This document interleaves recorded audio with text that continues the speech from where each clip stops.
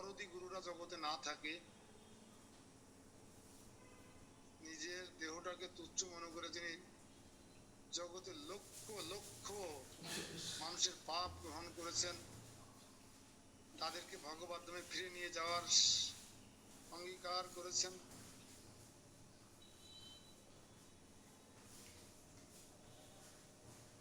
বলছেন আমি চুপ করে তো বসে থাকতে পারি না।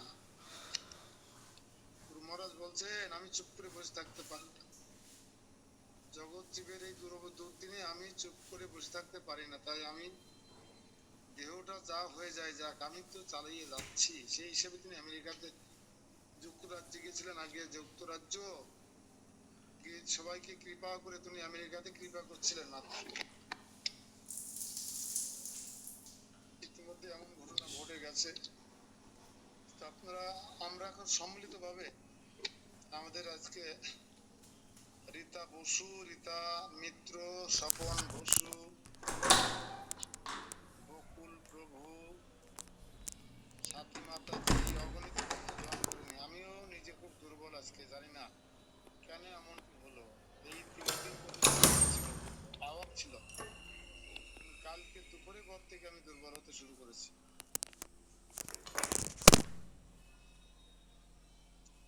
আমরা সকলে মিলে গুরু মহারাজের জন্য ভগবান নৃসিংহদেবের কাছে একটু প্রার্থনা করে তারপরে আমরা ক্লাসে প্রবেশ করব। এবং আপনারা যদি চান আমরা যে কাজটা করেছি, মন্দিরের সমস্ত ভক্তরা তাদের এই ব্রতের ফল গুরু মহারাজদেরকে অর্পণ করেছি, জপের ফল অর্পণ করে দিয়েছি। বৈষ্ণব সেবা টেবা আদি যারা দিচ্ছেন, দান ধান যারা করছেন, সেই ফলটা গুরু মহারাজকে দিয়ে দিতে পারেন। কারণ দীক্ষাকালে শিষ্য করে আত্মসমর্পণ। দীক্ষার সময় আমরা গুরুদেবের কাছে আত্মসমর্পণ করে দেওয়া মানে কি, আমার কাছে যা কিছু আছে তার সব গুরুদেবের। একজন সৈনিক যখন আরেকজন অন্য দেশের সৈনিকের কাছে আত্মসমর্পণ করে, তখন কাপড় চোপড়, পোশাক, গুলি, রাইফেল সবকিছু তাকে দিয়ে দিতে হয়। ঠিক আমরা যখন আত্মসমর্পণ করেছি গুরুদেবের চরণে, তখন আমাদের দেহ কিছু মোর সব অর্পণ করে দিয়েছে গুরুদেবের। আপনার ব্যাংক ব্যালেন্সটা গুরুদেবের, আপনার দেহটাও গুরুদেবের। আমার কথা বুঝতে পারছেন? সেই গুরুদেবের জন্য আপনি দান ধান করতে পারেন, সবকিছু করতে পারেন গুরুদেবের হয়ে। আপনি গুরুদেবের দাস দাসী মাত্র। সমস্ত আপনার সংসার, ঐতিহ্য, সম্পত্তি সবকিছু মালিক গুরুদেব, ভগবানের প্রতিনিধি। আমরা সবাই 2 হাত জোড়ো করে একটু ভগবান ঈশ্বরের কাছে প্রার্থনা করব। সবাই ক্যামেরা অন করবেন এবং 2 হাত জোড়ো করে অন্তরের অন্তরস্থল থেকে গুরু মহারাজের জন্য প্রার্থনা করবো আমরা। জয় নৃসিংহ শ্রী নৃসিংহ, জয় জয় জয় শ্রী নৃসিংহ, উগ্রম বীরম মহাবিষ্ণুম জ্বলন্তম সর্বতমোপম নৃসিংহম ভীষ্মভদ্রম মৃত্যুর্মৃত্যুম নমামহম। জয় নৃসিংহ শ্রী নৃসিংহ, জয় জয় জয় শ্রী নৃসিংহ।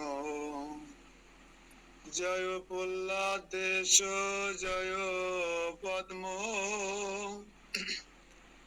মুখ পদ্ম ভিঙ্গু, তব কর কমল বরে নাক অদ্ভুত শৃঙ্গার দলিত হিরণ্যকশিপু তনু ভৃঙ্গ, কেশব ধৃত নরহরি রূপ, জয় জগদীশ হরে জয় জগদীশ হরে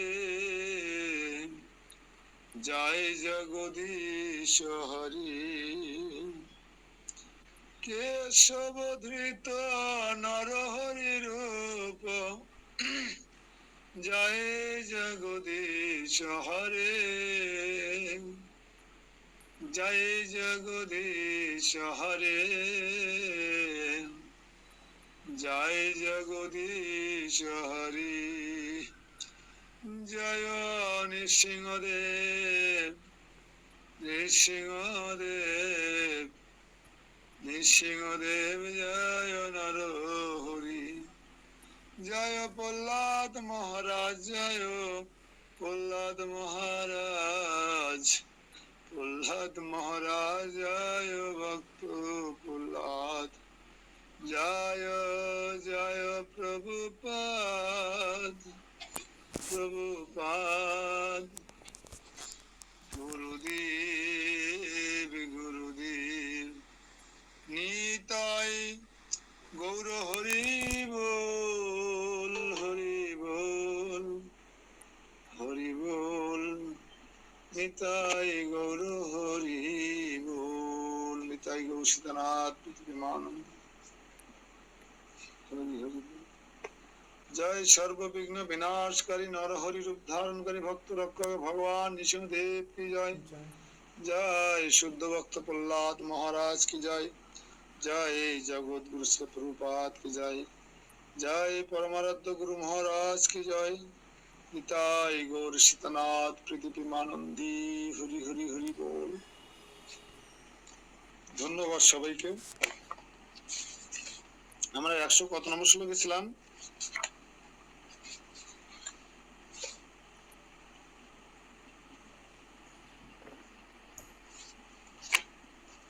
আমার বই চেঞ্জ হয়ে গেছে। আমরা কত নম্বর শ্লোকে ছিলাম? 100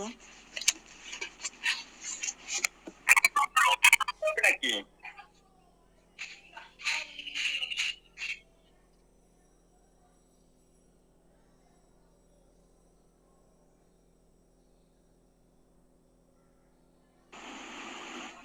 যাদের কাছে বই আছে বলেন কত নম্বর পৃষ্ঠা? 510 510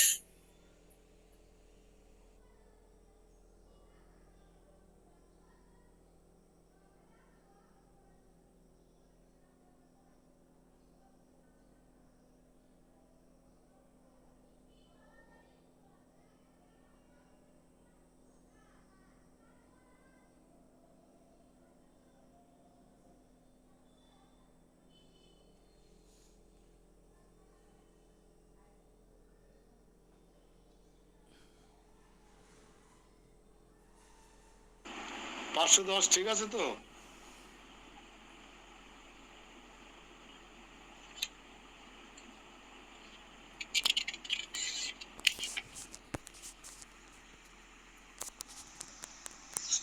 হ্যাঁ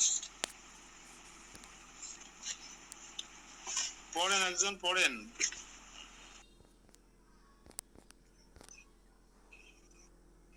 হরে কৃষ্ণ প্রভু 103 নম্বর শ্লোক থেকে শুরু হবে।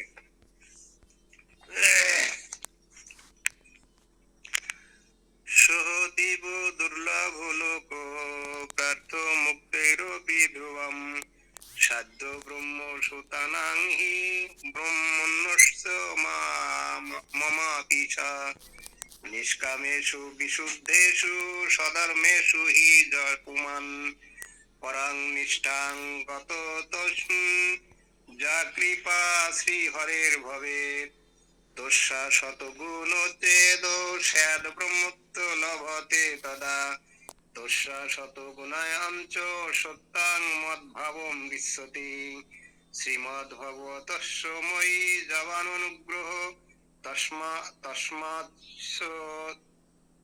গুণোত্থানে যাতে বৈকুণ্ঠ মে পিতাম। 103 থেকে 106 এর মূল অনুবাদ। সেই বৈকুণ্ঠ লোক অতীব দুর্লভ, মুক্তগণ যাহাকে সর্বদা প্রার্থনা করিয়া থাকেন, এমনকি ব্রহ্মার পুত্র ভৃগু আদি মহর্ষিগণ, ব্রহ্মা এবং আমিও যাহার জন্য সাধনা করিতেছি।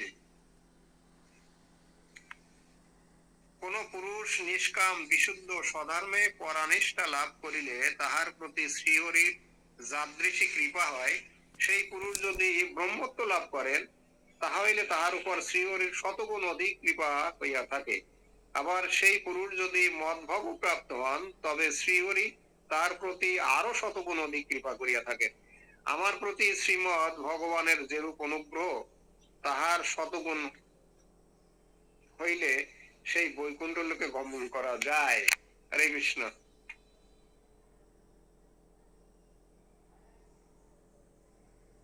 তো গোপ কুমার এখন বৈকুণ্ঠ লোকে মানুষ যত মনোরথ আহরণ করে বৈকুণ্ঠ লোকে অবস্থান করছেন।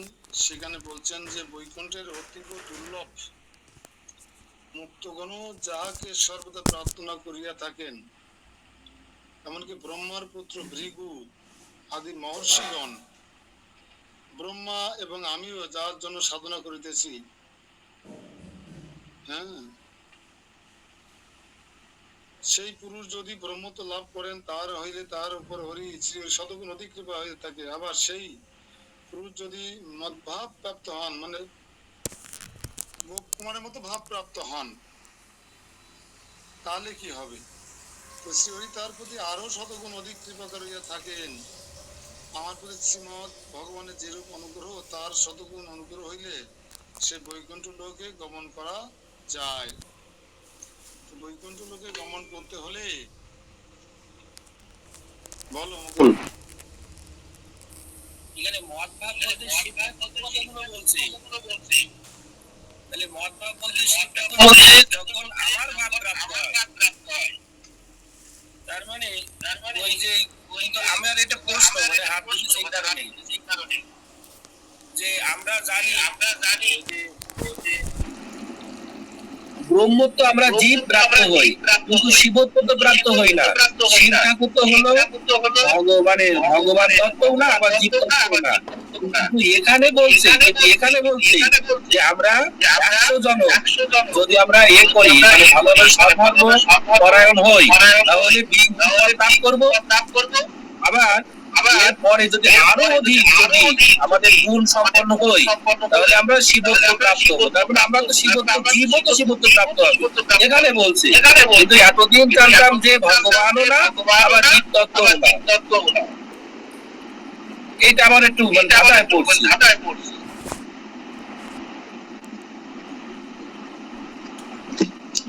আসলে এখানে হচ্ছে কি, দুধ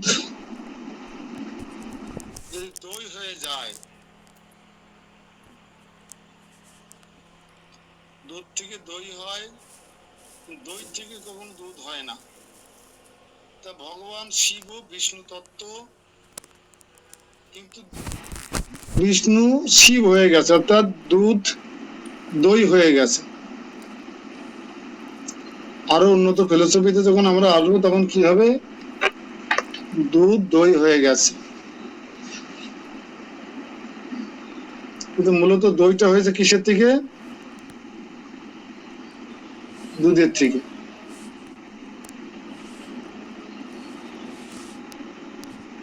কোনো না কোনো গ্রন্থে রূপ গোস্বামীপাদের উল্লেখ করেছেন।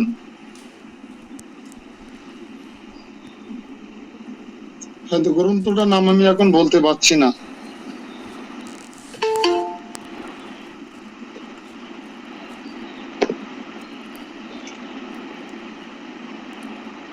তো শিব এখনো মহিমা কীর্তন করে চলেছেন বৈকুণ্ঠ লোকের।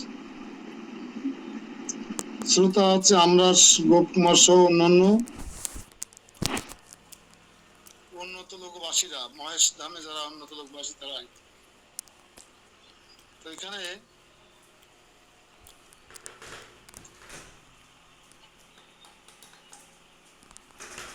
যে বর্ণনা করছেন, আমরা যখন ধারাবাহিকভাবে বলি, তাৎপর্য অনুযায়ী তাহলে অনেকের কাছে খুব দুর্ভেদ্য মনে হবে, নিরস মনে হবে। তো শতগুণ বেশি যে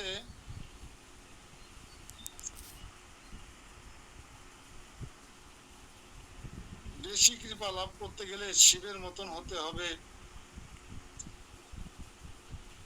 আরো শতগুণ বেশি লাভ করতে গেলে ভগবান শিবের মতন সন্তুষ্ট করতে হবে ভগবানকে।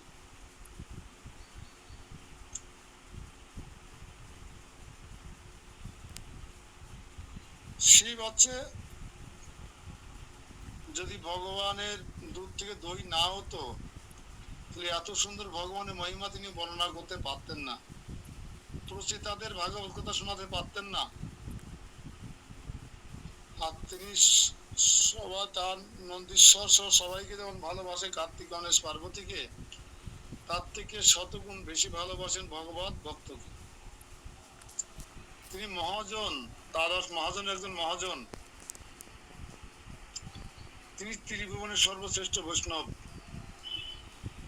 আর সংহার কর্তা। তাই কেন ভগবানের গুণ অবতার, তিনি সংহার রূপে অবতীর্ণ হন কৃষ্ণই।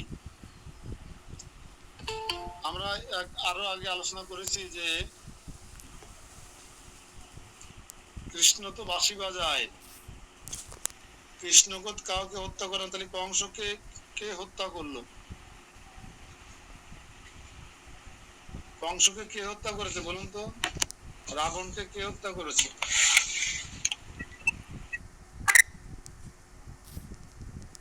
সংহারকর্তা শিব।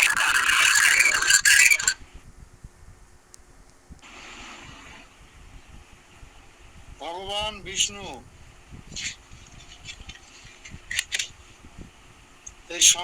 এই সমস্ত কার্যক্রম করেন, কৃষ্ণের মধ্যে থেকে বিষ্ণুর রূপটা বেরিয়ে আসেন, তখন স্বয়ং কৃষ্ণ আসেন না। কারণ প্রায় আমি বলে থাকি, একটা থানা থেকে যখন একটা মুরগি চুরির কেস আসে তখন স্বয়ং ওসি সাহেব যান না, সিপাহীকে পাঠান। আর যেহেতু কৃষ্ণের মধ্যে শিব অবস্থান করছেন, বিষ্ণু অবস্থান করছে, ব্রহ্ম অবস্থান করছে, অর্থাৎ কৃষ্ণ যদি 1000 টাকার নোট হয়, শিব হচ্ছে 500 টাকার নোট, তাহলে 1000 টাকার মধ্যে 500 টাকা আছে না নাই? কিছুটা এরকম। অভিন্ন ভাবা যাবে না আর স্বতন্ত্র ভাবা যাবে না, তাহলে নাম অপরাধ হয়ে যাবে 2 নম্বরে। মুনমুন মাতাজি, আজকে মাতাজি আসলো না যে?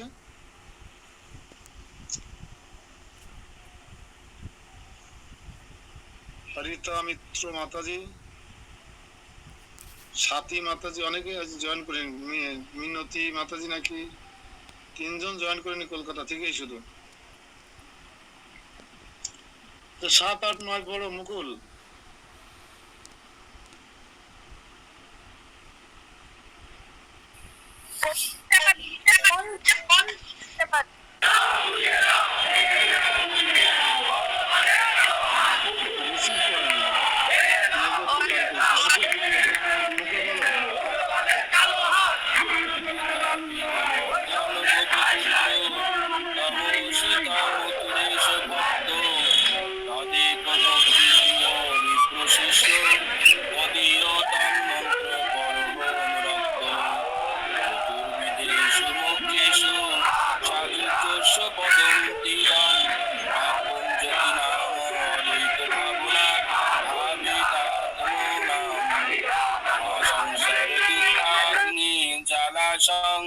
শুষ্ক চেতসাম অসারো গ্রাহীনাম অন্তসারো অসারো বিবেকিনাম। মূলানুবাদ। তথাপি হে গোবর্ধনবাসী গোপপুত্র, তুমি সেই বৈকুণ্ঠ লোক প্রাপ্ত হইবার উপযুক্ত, কারণ তুমি মথুরা নাথের ভক্ত এবং তদের ভক্তি প্রিয় বিপ্রের শিষ্য ও তদীয় মন্ত্র জপে অনুরক্ত।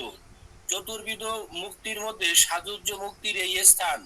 যে সকল জ্যোতিগণের চিত্ত অদ্বৈত ভাবনায় ভাবিত, তাহারাই এই স্থান প্রাপ্য। মহাসংসার দুঃখরূপ অগ্নির জ্বালায় যাহাদের চিত্ত শুষ্ক হইয়াছে এবং অন্তরে অসার বিবেক নাই, তাদৃশ অসারগ্রাহী জ্যোতিগণে সাযুজ্য পথ প্রাপ্ত হয়।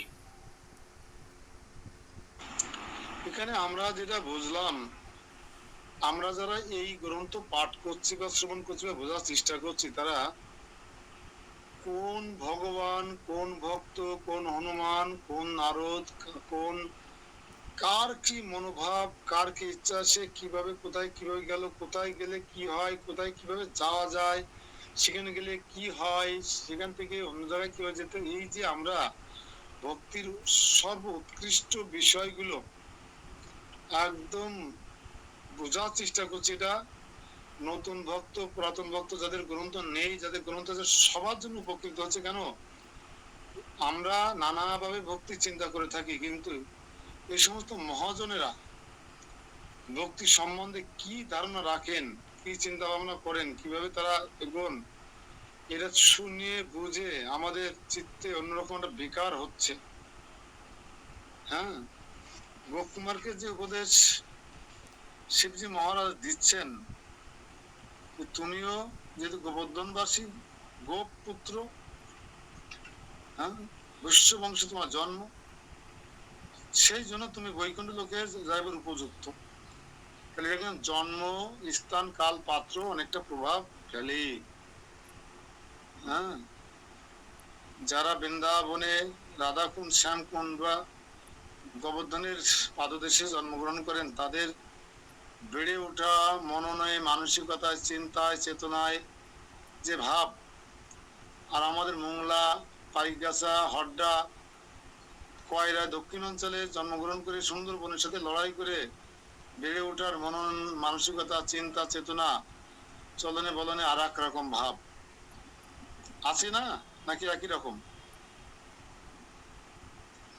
গুজরাট বাসীদের চেতনায় একরকম ভাব, আর বাংলাদেশি মানুষের চেতনা আর এক রকম ভাব। গুজরাটে একটা মশা মারলে, যদি আপনি মশা মারেন না, যদি আপনি একটা মশা মারেন গুজরাটে, তাও আপনাকে ভর্ৎসনা করবে সবাই, অন্য যারা থাকবে আশেপাশে, আপনাকে এমন ভাবে ভর্ৎসনা করবে যেন বাংলাদেশে একটা মানুষ খুন করলে বা একটা 3 বছরের শিশুকে দর্শন করলে যেমনটি করা হয় তেমন মনে হয়। চেতনার পার্থক্য আছে না নাই? বাংলাদেশে 3 বছরের একটা শিশুকে দর্শন করে হত্যা করলে যেরকম মানুষের প্রতিক্রিয়া হয়, সেই মানুষটার প্রতি, আসামির প্রতি ঠিক একটা মশা মারলে গুজরাটে সেরকম প্রতিক্রিয়া হয়। বৃন্দাবনে একটা মানুষের জন্মগ্রহণের সাথে সাথে তার কৃষ্টি, কালচার, সংস্কৃতি, রাধারানীর সঙ্গে পরিচিতি, যে রাধারানীর রাজ্যে বসবাস করে একজন বাসিন্দা, তার আহার বিহার সব মিলাতে আলাদা চেতনা, সরলতা, ভালো না খাইবে, ভালো না পরিবে, এই যে মানসিকতা, এই মোংলার পোটে মেলবে না।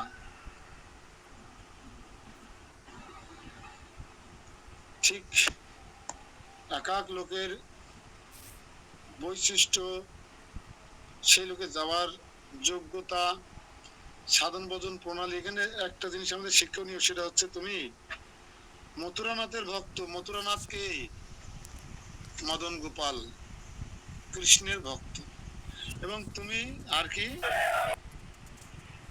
সেই ভক্তির অভিপ্রায়ে শিষ্য, তুমি অবিরত জপ করছো, সেই জবে তুমি অনুরক্ত, তাই তুমি বৈকুণ্ঠে যাওয়ার উপযুক্ত। আবার বলছে 4 প্রকার মুক্তি।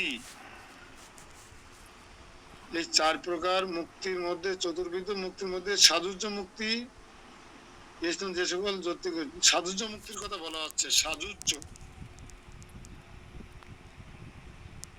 যারা সাধুজ্য মুক্তি লাভ করার উপযুক্ত লাভ করে, তারা এই স্থানে বসবাসের উপযুক্ত, বৈকুণ্ঠ লোকে।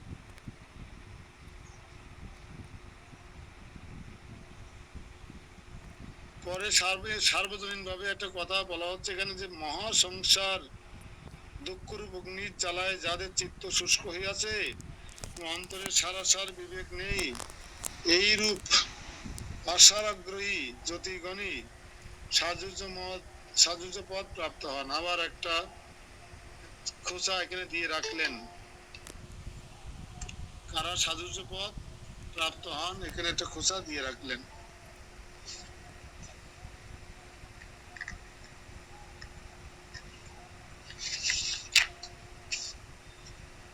দশ এগারো।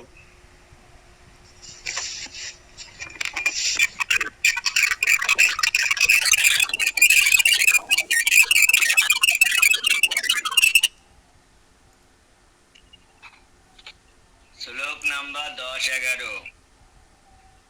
ময়েব কৃষ্ণস্য দেশাৎ পরিত্যাতনং চ ভ্রমণবে নিজ পাদোজ্জস প্রেম ভক্তি সঙ্গ পশকহি ভগবজ্জনানন্দ সৈকাপ্যক্ষ কয়জন উপেক্ষিমিদম বিধিপদম বিঘ্নশমম ত্যাজ। মূল অনুবাদ: শ্রীকৃষ্ণ নিজ পাদপদ্মের প্রেম ভক্তি সংগোপন করিবার জন্য আমাকে আদেশ করিলে আমি ওই যুবতীগণকে ভবসমুদ্রে ডুবাইলাম। অতঃপর যাহারা ভগবজ্জন আনন্দ ভক্তিরস আস্বাদন করিতে চাহেন তাহারা এই পথকে উপেক্ষা করিয়া থাকেন। সুতরাং তুমিও বিঘ্ন সমান জানিয়া এই স্থান ত্যাগ করো। হরে কৃষ্ণ।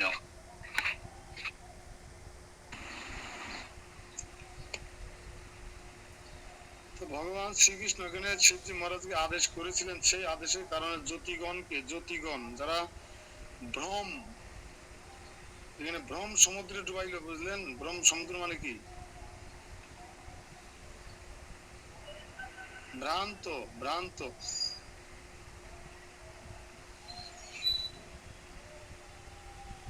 কিন্তু ভগবত ভক্তের আনন্দে যারা ভক্তির আস্বাদন করতে চান, ভগবত ভক্ত আনন্দ, ভগবত ভজন আনন্দ ভক্তির রস যারা আস্বাদন করতে চান তারা এই পথকে উপেক্ষা করে থাকেন। যে কথা আমাদের আচার্য পদ গেয়েছেন, ভুক্তি মুক্তি সিদ্ধি কামী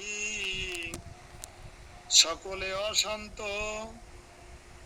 কৃষ্ণ ভক্ত নিষ্কামতায় শান্ত।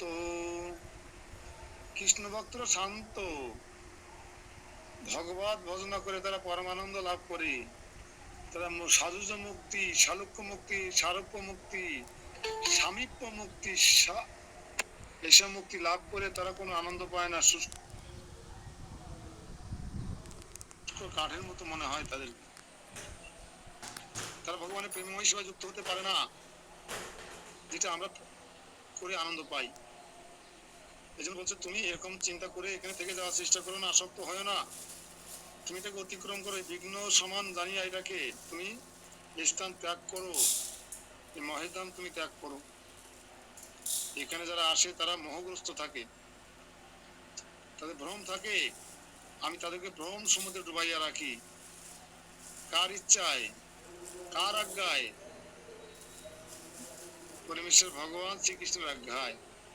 তাহলে শিবজি মহারাজ ভগবানের আজ্ঞা পালনকারী একজন ভক্ত সেবক, এতে কোনো সন্দেহ নেই। তারপরে 12 নম্বর শ্লোক, প্রেমা মাতাজি পড়েন 517 পৃষ্ঠায় 12 নম্বর শ্লোক।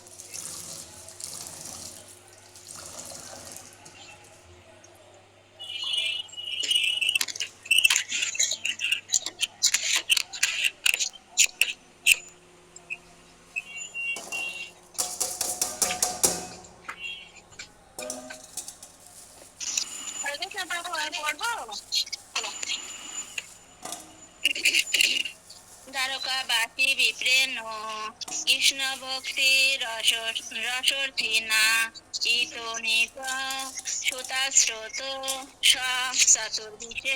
চাতুর্য বিশেষত। বাংলা অনুবাদ। শ্রীকৃষ্ণ বস্তু রস প্রার্থী দ্বারকাবাসী কোন এক প্রিয় চাতুর্য বিশেষ দ্বারা নিজ পুত্রকে এই মুক্তিপদ হইতে পুনরায় দ্বারকায় লইয়া গিয়াছিলেন। এই যে একটা উদাহরণ টানলেন, শিবজি উদাহরণটা কি টানলেন যে কোন এক সময়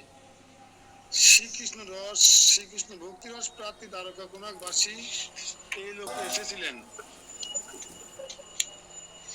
কিন্তু পরবর্তীকালে ওই লোকটাকে তাকে আবার রিটার্ন নিয়ে এসেছিলেন কোথায়, আবার তাকে পুনরায় দ্বারকায় রিটার্ন নিয়ে এসেছিলেন। উক্ত বিষয়ে সদাচারও এক বিশিষ্ট প্রমাণ। তাই বলিতেছেন, দ্বারকাবাসী কোন ব্রাহ্মণ বিশেষ চাতুর্য সহকারে নিজ পুত্রকে এই মুক্তিপদ হইতে ভক্তিপদ সেই দ্বারকায় লইয়া গিয়েছিলেন। তদানীন্তন ভগবান প্রকার লীলাকালীন সময়ের কথা বলা হচ্ছে, আজ থেকে ৫,৫০০ বছর আগের কথা। তো দ্বারকাবাসীগণ সচিদানন্দ বিগ্রহ বিশিষ্ট এবং সাক্ষাৎ শ্রী দেবকীনন্দন চরণারবিন্দ সম্বন্ধীয় বিচিত্র প্রেম ভক্তি রস আস্বাদন হেতু তাহারা সর্বদা মোক্ষ সুখকে ধিক্কার করিতেন। স্বয়ং এখানে দেবকীনন্দন যা চরণাবিন্দ সম্বন্ধে সরাসরি প্রেমরস আস্বাদন করছেন সচ্চিদানন্দ বিগ্রহ রূপে, তারা কখনো মোক্ষ লাভ করার চিন্তা মাথায় আনতে পারে? মোক্ষ লাভ তাদের কাছে কারো করলার মতন মনে হবে।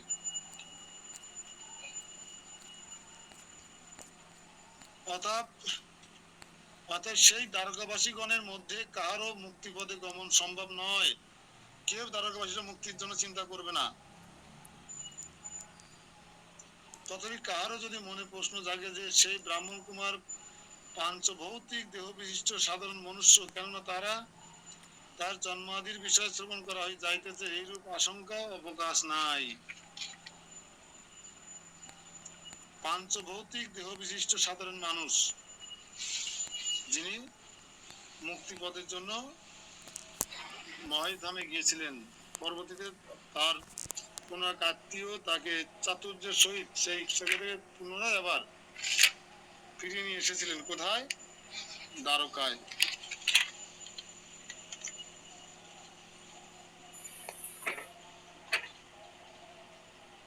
অনেক বড় বড় ব্যাখ্যা।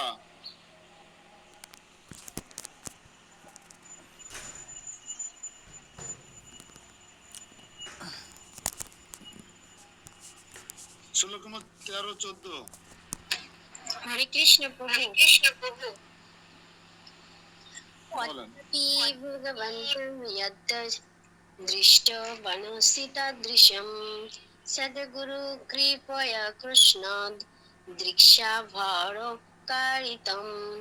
श्री गोपकुमार उवाच तत्सङ्कर प्रसादेन परा नन्दभरं गत किञ्चिदच्छान्नपि ब्रह्मणं সকম্বোদিতুম প্রিয়াম। মূলানুবাদ। আর তুমি যে এই স্থানে অনির্বচনীয় সুন্দরাকার ভগবত রূপে দর্শন করিয়াছ, তাহা কেবল সদ্গুরুর কৃপাতেই সংঘটিত হইয়াছে।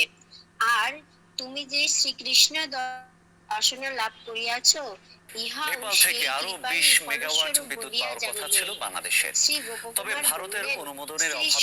শঙ্করের প্রসাদে আমি পরমানন্দ লাভ করিলাম। সেই সময় মনে মনে ইচ্ছা থাকিলেও লজ্জাবশত আমি তাহাকে কিছু মাত্র বলিতে পারি নাই। তার মানে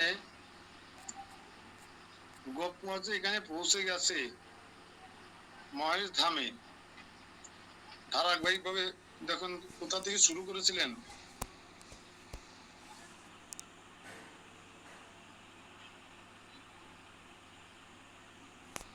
আর এখন তিনি মহেশ ধামে পৌঁছে গেছেন, এখন তিনি নতুন করে টিকিট পেয়ে গেছেন বৈকুণ্ঠ ধামের। তা এই যে সুন্দর জায়গা দর্শন করছেন গোপকুমার, এই যে একের পর একটা লোক বা একটা প্ল্যানেট অতিক্রম করছে, সেখানকার অধিপতির সঙ্গে দর্শন হচ্ছে, কৃপা লাভ করছেন, সম্পূর্ণ তার সৎ গুরুদেবের। কৃপাতে সংগঠিত হচ্ছে। হ্যাঁ, আর তুমি যে কৃষ্ণ দর্শন বাসনা লাভ করিয়াছ, ইহা সেই কৃপারই ফলস্বরূপ বলিয়া জানিবে। গোপকুমার শিবজি মহারাজের কাছে, শঙ্করের কাছ থেকে এই সমস্ত কথা শ্রবণ করে পরমানন্দ লাভ করেছিলেন। এরকম কথা শুনলে কার না ভালো লাগে বলেন? শেষে মনে মনে অনেক কিছু বলার ইচ্ছা ছিল, লজ্জাবশত কিছুই বলতে পারেননি তিনি। তো এখানে শিবজি মহারাজও সেই সদ্গুরুর কথা বলছেন।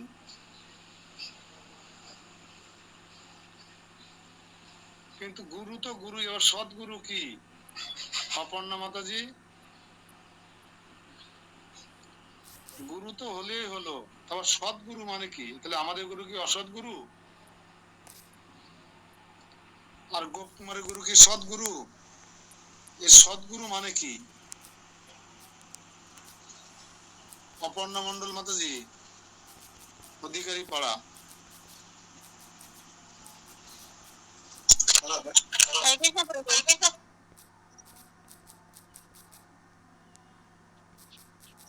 আপনি শুনতে পেরেছেন সদ্গুরু? হ্যাঁ হ্যাঁ, বলেন।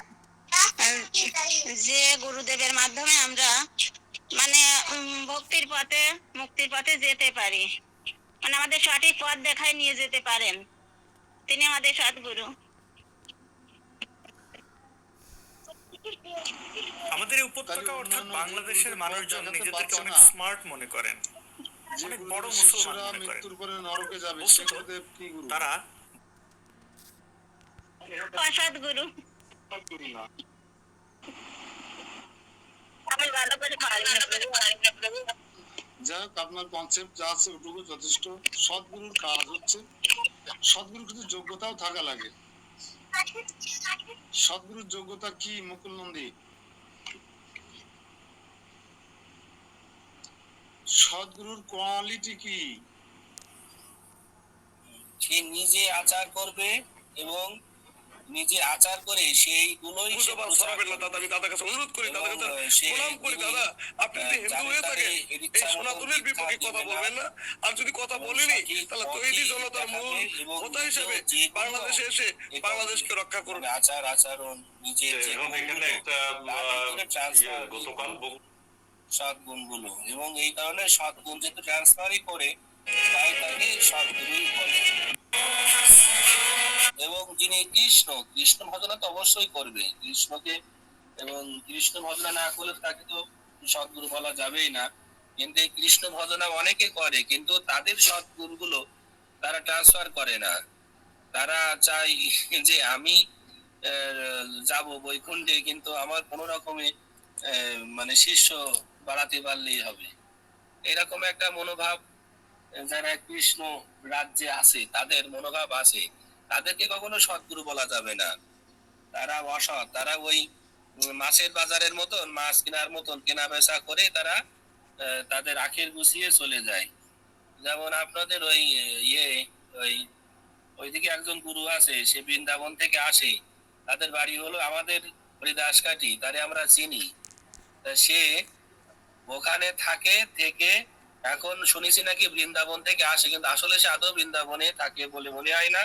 সে তার বউ, ছেলে, মেয়ে, পুত্র তাদের নিয়ে বছরে একবার করে কি দুইবার করে আসে।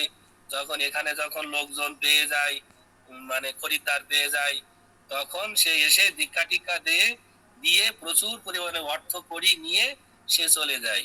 তা এই যে মানে এদের সাথে আর আমাদের জয়পাতাকা স্বামী গুরু মহারাজের তুলনা করা যাবে না, আকাশ আর পাতাল। জয়পাতাকা স্বামী মহারাজ তার নিজের জীবনকে বলিদান দিয়েছে, বলিদান যাকে বলে। সেই আর তারা তো বলিদান তো প্রশ্নই আসে না। তারা নিজেকে কিভাবে আমি দোতলা বাড়ি করব, কিভাবে আমার সন্তানদের একটা ভালো স্কুলে ভর্তি করাবো, আর ওই বছরে দুই একবার বাংলাদেশে এসে দীক্ষা টিক্ষা দিয়ে প্রচুর পরিমাণ অর্থ করি কামায়। একটা ব্যবসা, ধর্মকে তারা একটা ব্যবসায় পরিণত করেছে। এই রকম যে ব্যবসায়ী গুরু এখন ছেয়ে গেছে, প্রচুর পরিমাণে ছেয়ে গেছে। এই কারণে সৎগুরু খুব কঠিন ব্যাপার, এগুলো খুঁজে পাওয়া। আমাদের ভাগ্য আমরা এই সৎগুরুর আন্ডারে আছি, আমরা দীক্ষা প্রাপ্ত হয়েছি, আশ্রয়ে আছি, এটা আমাদের পরম ভাগ্য।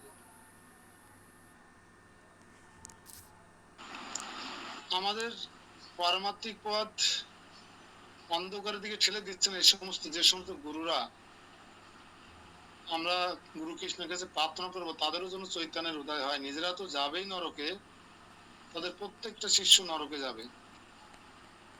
তো যে গুরু তার শিষ্যদের নরকের দিকে টেনে হিসেবে নিয়ে যাচ্ছে, সেই গুরুদেব কখনো সদ্গুরু হতে পারে না। সদ্গুরু হচ্ছে আচার্যদের পদাঙ্ক অনুসরণ করবে, কৃষ্ণ তত্ত্ব ব্যক্ত হবে, কৃষ্ণ প্রসাদ পাবে, নিজে যা আচরণ করবে সেই আচরণ অপরের মাঝে প্রচার করবে। তিনি মন গড়া কোনো সিদ্ধান্ত দেবেন না যে তুমি এটা করো ওইটা করো, দুই মানে করগুণে জপ করো, হ্যাঁ 2 প্যাচ তুলসী মালা পড়ো, তিলক পরা যাবে না, জাপের মালা জপ করা যাবে না, আমার কাছে সোনার মানদুলি নাও, তোমার একটা সামনে বড় ফাড়া আছে, একটা ফাড়া কেটে গেছে, এরকম মন গড়া সিদ্ধান্ত দিতে পারে না কোনো সৎগুরুদেব। এবং শিষ্যকে যাচাই বাছাই না করে, যার সমস্ত ভাব গুরুদেব গ্রহণ করবে, সেই শিষ্যকে যাচাই বাছাই না করে, পরীক্ষা না করে কখনো শিষ্য রূপে গ্রহণ করেন না। এখানে কোনো ফিস থাকে না, কোনো ধুতি থাকে না, পাঞ্জাবি থাকে না, চাল ডাল আলু পটল কলা থাকে না, নগদ অর্থ থাকে না। হ্যাঁ, গুরুদেব দীক্ষাকালে অগ্নিহোত্র হোমযজ্ঞের মাধ্যমে শিষ্যকে আগে 108টা প্রশ্ন করে, শিষ্যকে আগে 108টা প্রশ্ন করে, সেই 108টা প্রশ্নের জবাবে যদি শিষ্য প্রতিজ্ঞা সে সম্মত হয়, তাহলে গুরুদেব অগ্নিহোত্র হোমযজ্ঞের মাধ্যমে শিষ্যের সমস্ত পাপ গ্রহণ করে তাকে কি বীজ মন্ত্র দান করে। অন্ধকার আমি যে জায়গাটি দাঁড়িয়ে আছি এটি দেখতে পাচ্ছেন যে অবশিষ্ট জ্ঞানঞ্জন শলাকায় সদ্গুরুদেব প্রতিজ্ঞা করে যে আমি যদি তোমাকে শিষ্য রূপে গ্রহণ করি, অবশ্যই তোমাকে আমি ভগবত ধামে ফিরিয়ে নিয়ে যাব, আর না নিয়ে পর্যন্ত গুরুদেবের স্থান নেই। যে গুরুদেবের 5,500 শিষ্য আছে, 5,000 শিষ্য আছে, 5 লক্ষ শিষ্য আছে, সেই গুরুদেব যদি তাদের সেই শিষ্যরা যদি ভগবত ধামে ফিরে যাওয়ার উপযুক্ত না হয়, তারা যদি নরকের পথে যাত্রী আসে, নরকের পথে যাত্রীদের লিডার হবে গুরুদেব, ক্যাপ্টেন গুরুদেব হতে হবে। আর যদি সবাইকে ভগবত ধামে ফিরে যাওয়ার মতো উপযুক্ত করে নিয়ে দীক্ষা দেয়, যদি সবাইকে ভগবত ধামের দিকে যে জাহাজটা চলছে সেই জাহাজে উঠিয়ে দেয়, ওই গুরুদেবের কখনো নরকে যেতে হয় না। সে যে চর্বিগুলো রয়েছে সেই ফেলে ওই জাহাজের ক্যাপ্টেন হয়ে যায় গুরুদেব, ভগবত ধামের জাহাজের ক্যাপ্টেন। আপনার কোন আত্মীয় যদি কোন ট্রেন বাস প্লেনের ক্যাপ্টেন হয়, আপনার কেমন লাগবে? উপর্যুপুরি সে যদি ভগবত ধামে নিয়ে যাওয়ার যে রথ বা যে লঞ্চ বা স্টিমার বা জাহাজ, তার ক্যাপ্টেন তাহলে কেমন লাগবে? এজন্য জগতে অসৎ গুরুদেবের ছেড়ে গেছে, গুরুদেবের বউ আছে, নাতিপুতি গরু ছাগল সবই আছে, অথচ গোস্বামী জড়াই দিচ্ছে। সেদিন আমাদের গ্রামে যজ্ঞ হয়েছে, আমাদের গ্রামের বাড়িতে, তো আমার যে গুরুদেব ছিল তার ছেলের বউ এখন গুরুগিরি করতেছে আমাদের গ্রামে, সে নাই তো, আমার ছেলে গুরুদেব, বাবার পরে ছেলে গুরুদেব, বৌমা গুরুদেব। তো আমার গ্রাম পুরো গ্রামই তো আমিষ ভুজি, যা খুশি তাই খায়। তো ওই পুরো গ্রাম নরকে যাবে না ভগবত ধামে যাবে? আর যাগ যোগে তো চোখের সন্তুষ্টি, এই যে যজ্ঞ অনুষ্ঠান 16 প্রহার 8 প্রহার চোখের সন্তুষ্টি, ভগবত ধামে যাওয়া যাবে না, কখনো সম্ভব নয়, সব জায়গায় ত্রুটি ভেজাল। তো যে গুরুদেবের ছেলে যে গুরু ভাই এখন গুরুগিরি করছে, মার সে বৌদি গুরু এখনো পান চিবোয়। ওরা রান্না করলে ওই গুরুদেবের বৌমা বা ছেলে রান্না করলে আমরা খাই না, কিন্তু আমরা রান্না করলে তারা খায়। বোঝেন বিষয়টা?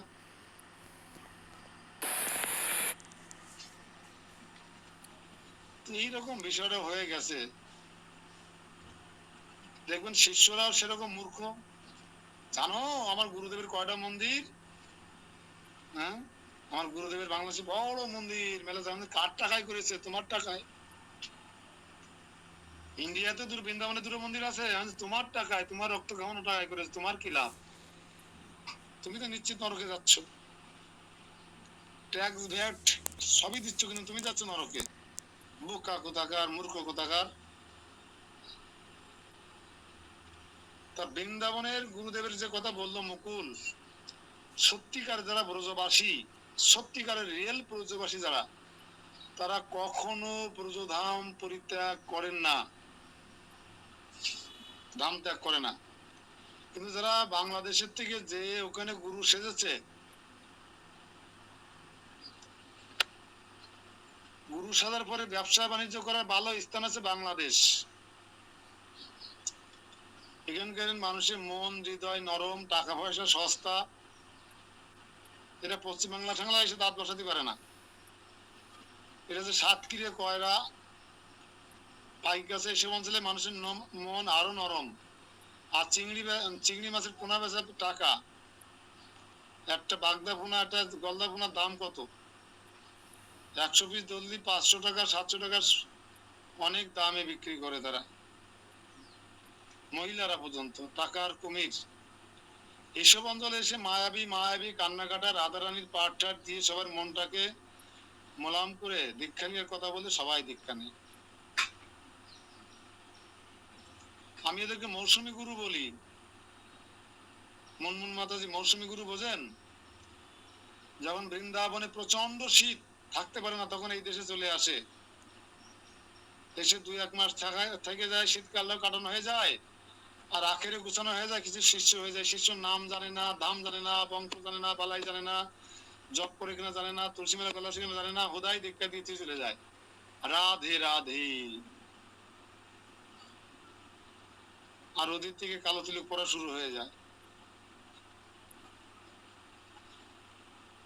ওই গুরুদেব আর এক মৌসুমে আসবে, যা কামাই করে নিয়ে যাবে, বেনাফলি বড় গেলে বুঝতে পারবেন কত টাকা ভাঙাচ্ছে।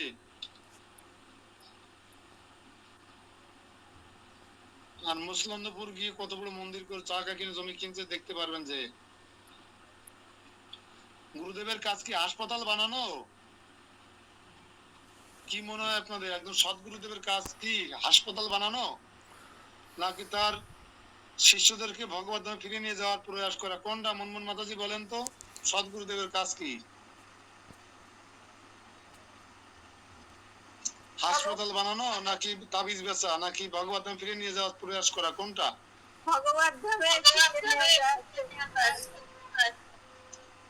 শাস্ত্র বলছে কথা, শাস্ত্র। কিন্তু আমাদের গুরুদেবরা দেখি হাসপাতাল বানাচ্ছে, দাতব্য চিকিৎসালয় বানাচ্ছে। একদম প্রভু আমাদের তো এই যে দেশে আসছে। আমি কোন গুরুদেবের নাম বলছি না, কিন্তু বর্তমান গুরুদেবদের কোয়ালিটি বলছি। হচ্ছে সবাই দেখছি তো আশেপাশে প্রভু। গুরুদেবরা দেখে যে কোটিপতি, শিল্পপতি, ভালো টাকাওয়ালা, বাড়িওয়ালা কারা, তাদেরকে শিষ্য বানায়। কিন্তু যারা সৎগুরু তারা ওইগুলো দেখে না, তারা দেখে শিষ্যেরও কোয়ালিটি রাখবে। সৎগুরু চরণে আশ্রয় গ্রহণ করতে গেলে আমি যে আপনার দায়িত্ব নেব, আপনার উপযুক্ত হতে হবে না? আমি আপনার দায়িত্ব নিলাম, কিন্তু আপনি মাছ মাংস খাচ্ছেন, যা খুশি তাই জীবনযাপন করছেন, যেভাবে না উল্টো পাল্টা জীবন সঙ্গ করছেন, তা আপনাকে আমি কিভাবে ভগবত ধামে ফিরে নিয়ে যাব? তাহলে আপনার দায়িত্ব নিয়ে আমি বিপদে পড়ে গেলাম না? আমাকে আবার জন্মগ্রহণ করতে হবে। এজন্য আমি আগে আপনাকে উপযুক্ত করব, সংস্কার করব, তারপরে বীজ ফেলবো, তাহলে চারা গজাবে। ক্ষেত পেলেন আর বীজ ফেলে দিলেন, এটা হচ্ছে অসৎ গুরুর লক্ষণ। আগে ক্ষেতটা প্রস্তুত করতে হবে। যেমন আমাদের এখানে আছে, যেমন আমাদের মুকুল নন্দী, আমাদের বিপুল প্রভু, আমাদের এরকম অনেকে আছে যাদের ক্ষেত্র প্রস্তুত হয়ে গেছে, এখন বীজ ফেললে চারা গজাবে। ঠিক আছে? কিন্তু তারা কি তাই করে? শুধু দেখে শিল্পপতি, কোটিপতি, অর্থওয়ালা, বাড়িওয়ালা, গাড়িওয়ালা কারা আছে তাদের গুরু হওয়ার চেষ্টা করে বৃন্দাবনেতে এসে। কারণ ওখানে আসলে টুর্নামেন্ট একটু মোটা হয়, বান্ডেলটা একটু মোটা হয়, থাকার জায়গাটায় এসি রুম হয়। আর ওরা তুই তুমকারি করে দেখবেন, মা তুই এ কর, তুই মানে এমন ভাবে আপনাকে মা তুই তুই করবে, আপনি মোহিত হয়ে যাবেন। আমাদের অঞ্জনা মাতাজির মাঝে মোহিত আছে আমি জানি, এখন কারণ নাম বলি না কেন, কষ্ট পাই তাই। কিন্তু সে বেটা কখনো এসে আপনাকে সংস্কার করবে না। হয়তো মিষ্টি মিষ্টি ভালো ভালো কিছু কথা বলবে, আপনার পাপিত হৃদয় কিছুটা পারে তৃষ্ণা লাগলে, প্রচন্ড তৃষ্ণা যদি বুকের সাথে ফেটে যায়, তাহলে মিনারেল ওয়াটার নাকি আর্সেনিক মুক্ত জল নাকি ওটা দেখার সময় আগে এক গ্লাস খাইনি। তো আমাদের বুঝতে না পারার কারণে সদ্গুরু আর অসৎগুরু আমরা ভুলভাল পথ অবলম্বন করে কি করছে, আমার ইহকাল পরকাল দুই গুল খোয়াই ফেলছে। কিন্তু গুরুদেব আছে ইহকালের প্রেমদাতা, পরকালের বন্ধু। যিনি আমার ইহকালের প্রেমদাতা, পরকালের বন্ধু, শাস্ত্রে বলা আছে তাকে আমি যাচাই বাছাই করে নেব। কিন্তু বাড়ি আসলো কালী পুজো পড়াতে পড়াতে আর গুরু হিসেবে গ্রহণ করলাম এরকম নয়। একজন গুরুদেবকে আপনি 1 বছর যাচাই বাছাই করতে পারবেন সে রিয়েল গুরু হওয়ার যোগ্য কিনা, সে মুক্ত পুরুষ কিনা, তার লোভ লালসা আছে কিনা, তার সব চরিত্র ঠিক আছে কিনা, নাকি মানে কি বলে না, কানে কানে ফিস ফিস সময় হলি মোটা অঙ্কের ফিস দিস। সব দিক বিবেক বিবেচনা করে সে আমার আত্মাকে মুক্ত করতে চাচ্ছে নাকি আমাকে ফতুর করতে চাচ্ছে, এটা বোঝার চেষ্টা করতে হবে। গুরুদেব বছরে 2 বার বাড়ি যজ্ঞের অনুষ্ঠান করলে কিল্লা ফতে,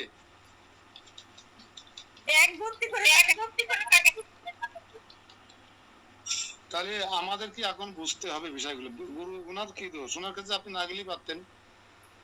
সস্তা গুরু পেয়েছেন, কাঁঠাল সস্তা হলে বুঝতে হবে কাঁঠালের মধ্যে সমস্যা আছে। ঘাউয়া কাঁঠাল সেরকম খদ্দের। শুধু কাঁঠাল না, যে কোনো জিনিসে কাটতে হলে বুঝতে হবে ভিতরে কোনো সমস্যা আছে।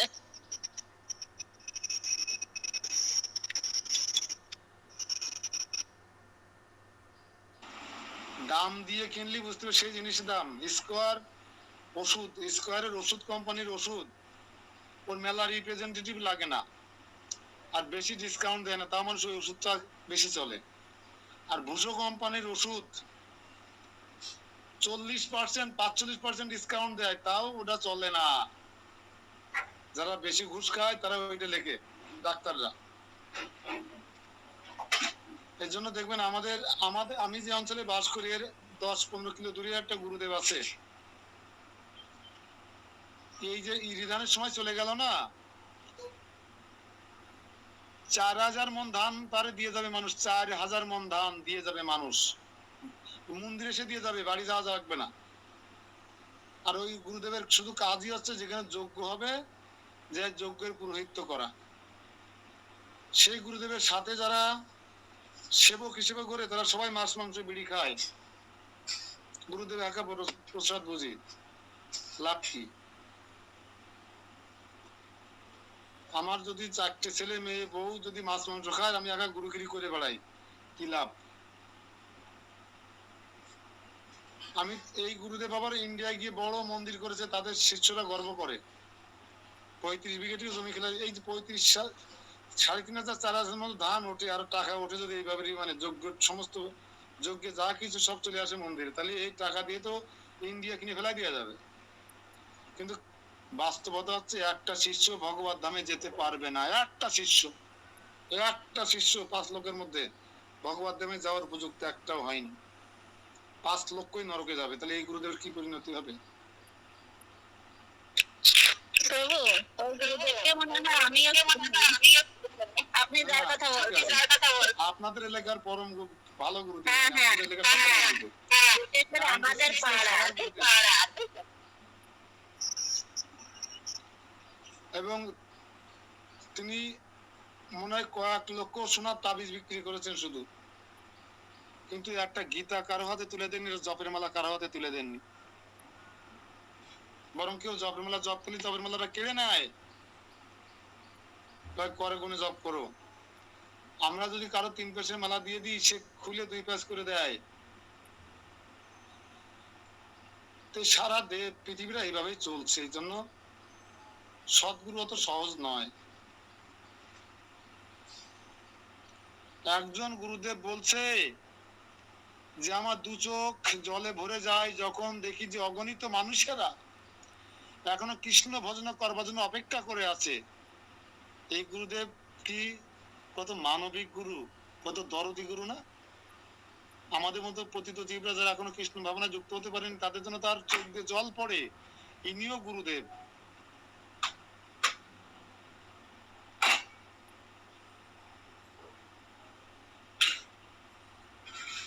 এই জন্য অনেকের ব্যথা লাগবে, কথা কষ্ট হবে। এই সমস্ত গুরুবাদ যদি আলোচনা করি তাহলে নামহট্ট বন্ধ হয়ে যাবে, অনেক নামহট্ট বন্ধ হয়ে যায়, বাস্তবতা মেনে নিতে পারে না, শাস্ত্রের কথা মেনে নিতে পারে না। এরকম একটা কখনো একটা নামহট্টে, আমাদের বিপুল প্রভুদের একটা নামহট্টে প্রায় 70-80 জন ভক্ত হতো। যে মহিলার নেতৃত্বে নামহট্টটা হতো, এই গুরুবাদ আলোচনা কারণে পরের সপ্তাহ থেকে নামহট্ট বন্ধ হয়ে গেছে। এই জন্য গুরুবাদ কোন জায়গায় আলোচনা করবেন না আপনার। এখানে সবাই সমমনের, সবাই শাস্ত্র সচেতন, তাই কিছুটা এখানে আসলো যে সদ্গুরু কৃপায় শ্রীকৃষ্ণ দর্শন হবে, আর অসৎগুরুর কৃপায় নরক দর্শন হবে। নরক এখন আপনাদের যেমনটি ইচ্ছা আপনারা এটা বোঝাবেন মানুষকে। ওই জন্য ব্রাহ্মণদের গায়ে জ্বালা, তথাকথিত গুরুদেবের গায়ে জ্বালা, ইস্কন দেখলে গায়ে জ্বালা ওঠে, চলে যায়। ঠিক আছে, তোকে আজকে আমরা এই পর্যন্তই থাকি।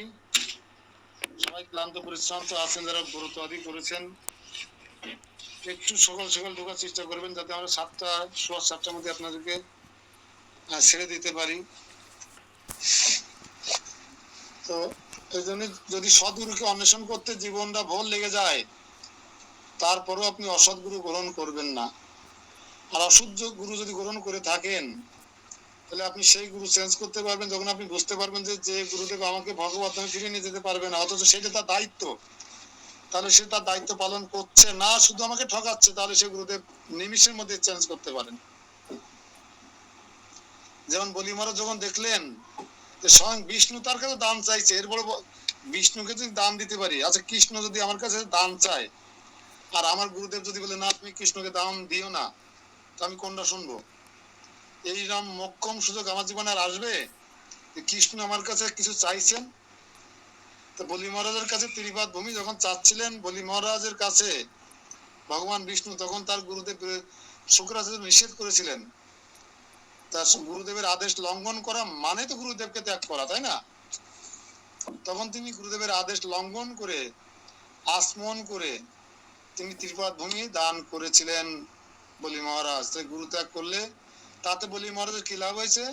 তিনি ভগবানের ভক্তিতে, দানের ভক্তিতে তিনি জয়লাভ করে গেছেন। তিনি এখন পুরন্দরের পরে স্বর্গের রাজা, এখন পুরন্দর, ইন্দ্রদেবের দায়িত্ব তিনি পালন করছেন। সেই পুরন্দরের এখন তিনি আছেন, তার রাজত্বকাল শেষ হয়ে গেলে এই বলি মহারাজ পাশ করে গেছে ভোটে, এই পরবর্তী ইন্দ্রদেবের দায়িত্ব পালন করবেন এই বলি মহারাজ।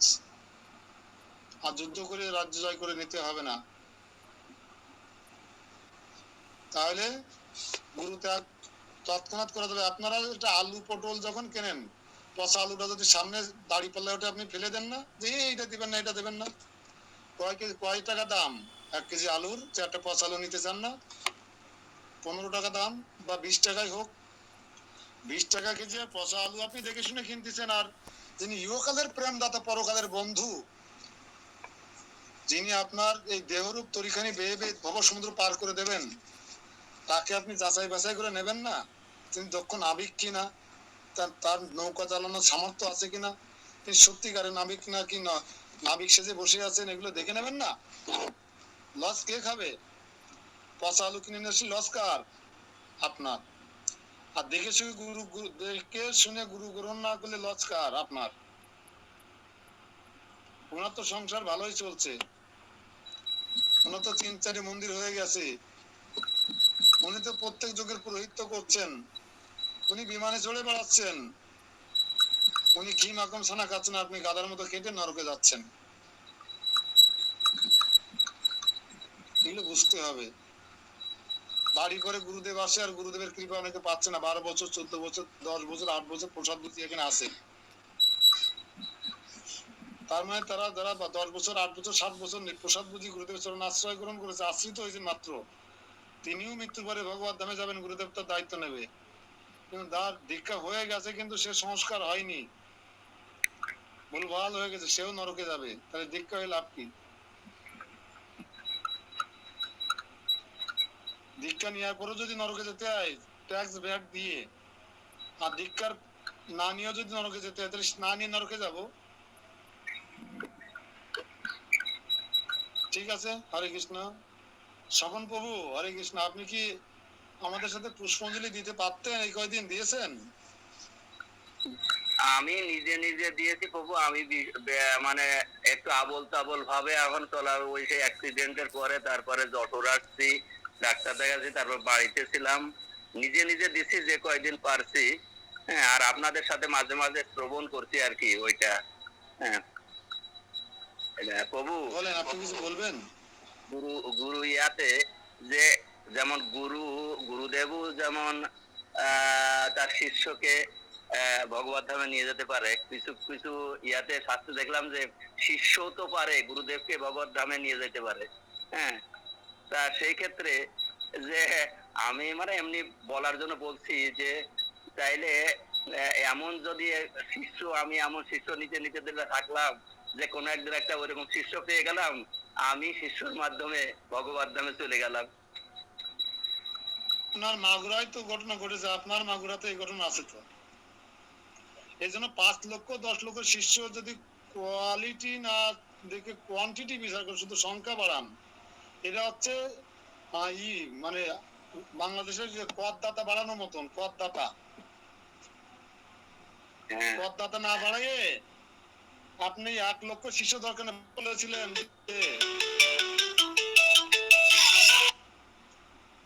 প্রভুপাদ বলেছিলেন, আমেরিকা একজন তাকে বলেছিলেন 4টে নিয়ম পালন করলে আপনাকে শিষ্য করবো। প্রভুপাদকে বলেছিলেন আমি দাড়িপাল্লার এক পাশে আপনি বসবেন আর এক পাশে 500 টাকার ডলার দেব, শুধু একটা নিয়ম পালন করতে পারবেন, অবৈধ স্ত্রী সঙ্গ, আপনি আমাকে দীক্ষা দিন।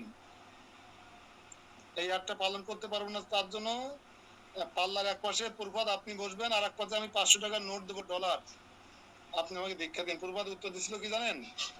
যে আকাশে কোটি কোটি নক্ষত্র থাকার থেকে একটা চাঁদ থাকা অনেক ভালো।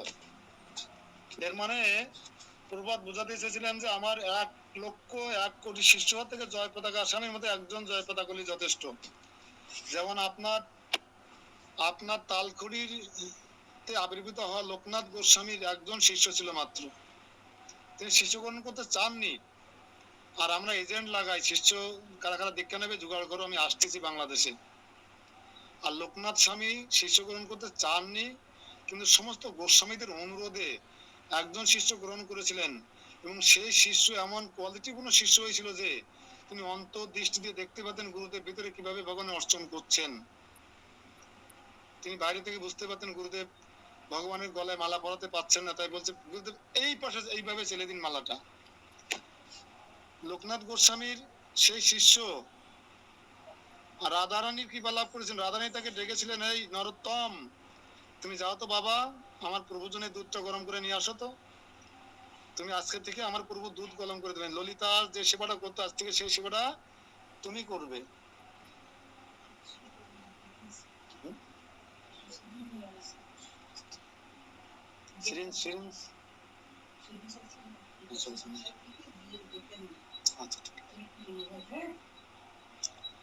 তো তখন নরোত্তম দাস ঠাকুর যখন রাধারানীর সেবা পেলেন, দুধ গরম করা সেবা, তখন সারা বৃন্দাবন গলাগলি দিয়েছিলেন আনন্দে। এবং গুরুদেব যখন শুনলেন শিষ্য রাধারানী তাকে সেবা দিয়েছে, তখন গুরুদেব আলিঙ্গন করে বলেছে, তুই আমার গুরুদেব, শিষ্য না, তুই আমার পরিত্রাণ কথা, তোর মতো শিষ্য পেয়ে আমি, নরোত্তমের মতো শিষ্য পেয়ে আমার জীবন ধন্য। আমি যদি আমার কর্মফলের কারণে ভগবত ধামে ফিরে যেতে নাও পারি, তো নরোত্তমের অভিপ্রায় আমি ভগবত ধামে ফিরে যেতে পারব।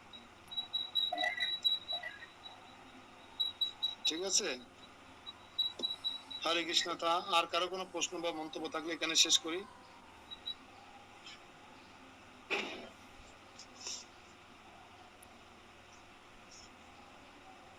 আচ্ছা, যারা নতুন ঢুকেছেন এই গ্রন্থ সম্পর্কে যাদের ধারণা নেই, যারা প্রথম প্রথম ক্লাস করছেন, তাদের একটু খারাপ লাগতে পারে, ভাব দ্বারা বুঝতে একটু সময় লেগে যেতে পারে। ধৈর্য ধরে শুনতে থাকুন, ভালো লাগবে। কারণ সব জায়গায় ভক্তি, সব জায়গায় ভক্তির বিষয়ে আলোচনা হচ্ছে।